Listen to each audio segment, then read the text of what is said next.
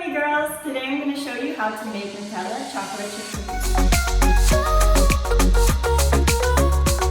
First, we're going to need half a cup of unsalted butter softened to about room temperature, 150 grams of brown sugar, 100 grams of white sugar, 1 egg yolk, 1 egg, a teaspoon of vanilla, half a cup of Nutella divided into 1/4 cups. For our dry ingredients, we'll need 295 grams of all-purpose flour, 1 1/4 teaspoons of baking soda, 1 teaspoon of cornstarch, half a teaspoon of salt, and my secret ingredient, 2 tablespoons of milk powder. We'll need a cup of semi-sweet chocolate chips and 1/4 cup of semi-sweet chocolate chips to add to the top of the cookies. And this is completely optional, Flake sea salt. One of the main mistakes new bakers can make is to get the cup and scoop it directly into the bag of flour. And what that's going to do is that it's going to compress all the flour into the cup, and you'll end up using a lot more flour than you originally needed. So to prevent that, if you don't have a kitchen scale, but I highly recommend you use one, you can use the spoon and ladle method. That's where you scoop individual spoons of flour into the cup itself. Careful not to shake the cup because that's also what's going to make the flour compress to the bottom. So you're just going to scoop individual spoons of flour into the cup, let it overflow a bit, and then that's when you scrape off the top with a flat knife or something. If you'll notice, I covered this in plastic wrap. This is because I'm going to keep these chilling in the fridge while we bake. I find that since the Philippines is so hot, sometimes the chocolate chips melt by the time you need to use them in your recipe, and these usually come in at the very last step, so I recommend chilling them in the fridge while you're baking. In baking cookies, there are always 2 steps. You have to prepare your dry ingredients and your wet ingredients. Right now, we're just going to do the dry ingredients. So I have here my flour, add the baking soda, the cornstarch, the salt, and my secret ingredient, milk powder. Milk powder is like MSG for bakers. It doesn't really taste like anything, but it'll bring out the other ingredients that you use in your cookies. So once you add all the ingredients together, you're just gonna whisk them. What's great about this milk powder secret ingredient is that you don't even have to adjust your cookie recipe. You can just add 2 tablespoons of milk powder to any cookie recipe and it'll make a huge difference for us. So here we have our wet ingredients. We're gonna get the butter, which is softened. I really recommend taking out the butter maybe like 30 minutes to an hour before you start baking, just so it gets to room temperature. And use a spatula to get everything out of the bowl. It also really helps to line up your ingredients before you start baking instead of just preparing them as you go. That way you don't forget any ingredients. Like even me, I've been baking a long time and I still forget ingredients sometimes. So first, I'm gonna get this ready. So now you're gonna cream this butter on medium speed for about 1 minute. And while that butter is creaming, you're gonna add the brown sugar and then the white sugar.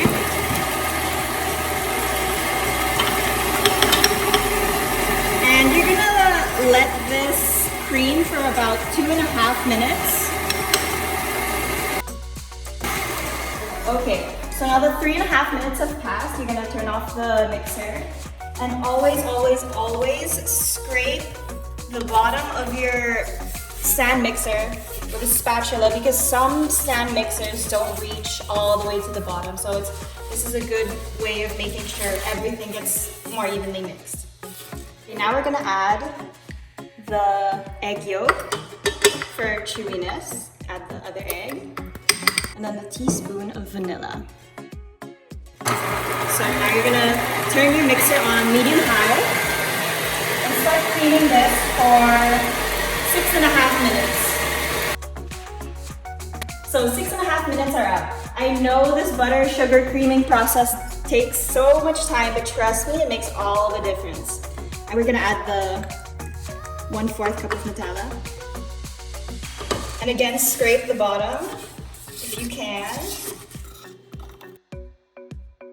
Now we're gonna mix this just enough to incorporate it because you have to remember we already creamed everything else for 10 minutes and we don't want to overmix it. So just cream this until it's all incorporated. Ooh, it smells so good.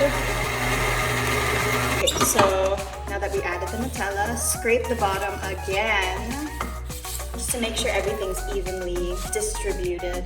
The light brown color kind of just incorporates with the dark brown color. That's how you know everything's mixed. So now it's time to add our dry ingredients. Since we already mixed this for so long, I try to incorporate all of this by slowly adding it into the wet mixture. I try to get this done under 1 minute.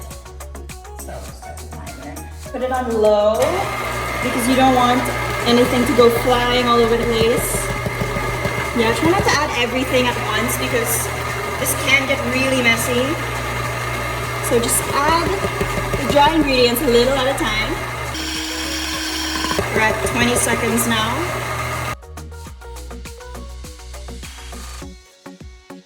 You can also use any other kind of chocolate hazelnut spread. You don't have to use Nutella because it does get kind of expensive, but it's good. Try not to use like the natural ones that are low in oils because you do need oil for this recipe to work. And since the Philippines is such a hot country, I highly recommend mixing the Nutella in the jar before you start using it in your recipe. Okay, turn this off for a while. Scrape down the areas that have a little flour, especially here. I find flour always accumulates here on this part of the stand mixer. Okay, now we're gonna add only 1 cup of the chocolate chips. I recommend using semi-sweet chocolate chips because the Nutella in the recipe is already so sweet, so you can't have too much sweetness. So add the chocolate chips. Woo! Incorporate it on low for just a few seconds, just so it's evenly distributed. Yeah, try not to overdo the mix when you incorporate the dry ingredients. Okay, and now this is the fun part. We get the other 1/4 cup of Nutella, pour it into this mixture, try to like distribute it around the bowl. And what we're gonna do here is that we're gonna turn on the stand mixer, but only mix it for a few seconds. So the Nutella isn't completely incorporated into the dough. We're just gonna want streaks of Nutella throughout the cookie dough. Okay, so now that we have the Nutella poured into the dough, we're just gonna turn it on in pulses for just a few seconds. You can kind of see here how it streaks through. Okay, that should be good enough. If you will notice that this dough is a lot more crumbly than other cookie doughs. Fear not, because when you form the dough into little cookie balls, the heat from your hand is gonna bind them together, so it'll be easier to handle. You can just start baking your cookies as soon as you finish the dough. You don't have to chill it. But you can chill it, make them into cookie balls and leave them in the fridge for up to 5 days and they should be okay. But before you bake them, just bring them to room temperature.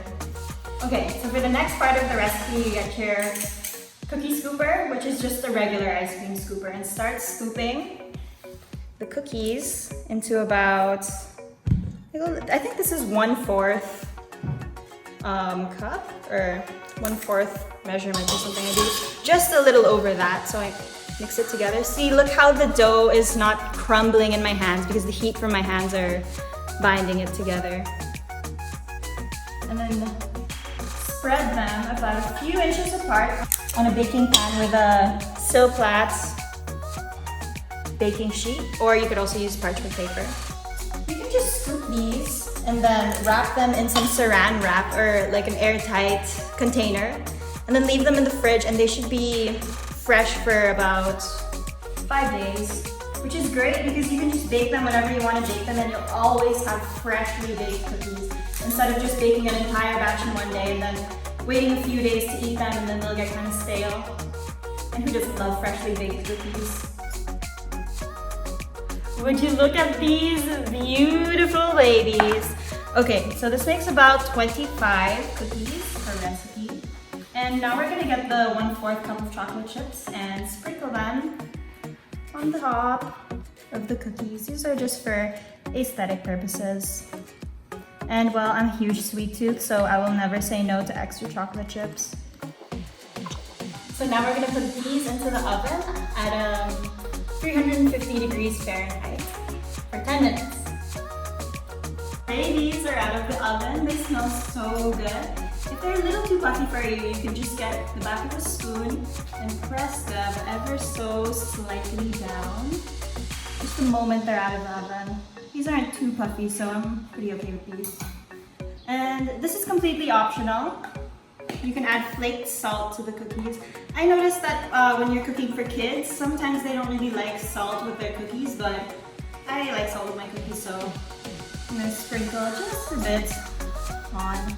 It's important to do this while they're still kind of hot, so parts of the salt will like fuse to the cookie, and so it's not just like falling all over the place. You're just gonna leave these cookies on the baking sheet for 5 more minutes before you transfer them to the cooking rack, and then you're good to go. And one of life's greatest joys are homemade, baked from scratch, made with love, cookies fresh out of the oven, still warm.